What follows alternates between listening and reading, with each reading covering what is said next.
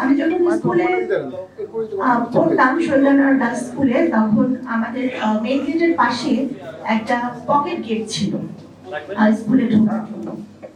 তো সেই স্কুল মানে সুবিধার জন্য দেখা যেত যে ওই পকেট গেট দিয়ে আমি স্কুলে ঢুকতাম, বেরোতাম। আমি না, অনেকে। তো একদিন আমি স্কুল থেকে বের হচ্ছি, হঠাৎ করে দেখলাম যে একটি গাড়ি এসে থামলো। এবং গাড়ি থেকে একজন অত্যন্ত রূপবতী, স্নিগ্ধ, মনোমুগ্ধকর নারী নেমে এলেন। তিনি শিশুদের সাথে কথা বললেন, তাদের সঙ্গে অত্যন্ত স্বতঃস্ফূর্তভাবে আদান-প্রদান করলেন। আশেপাশের শিশুরাও যেন তাকে আপনজনের মতোই মনে করতে লাগলো।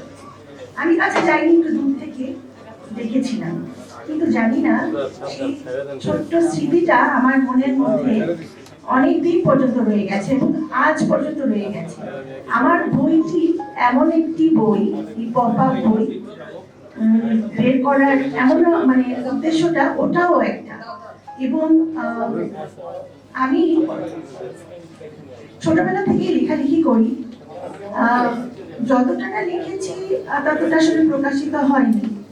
আর আমি যখন একটু বড় হই, দেখা গেছে যে ওই বই, কবিতা, বিভিন্ন রকম লেখালেখি আসলে প্রকাশ হয়নি, যতটা করেছি।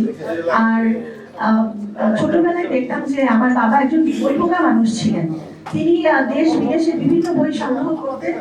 ওই বই দেখতাম যে বিদেশি বইগুলো এত চমৎকার, সুন্দর ছবি, সেটার এত সুন্দর কালারফুল, ওটা দেখে আমার ভীষণ ভালো লাগতো। আমার কাছে মনে হতো এই বইগুলো কেন বাংলায় হয় না।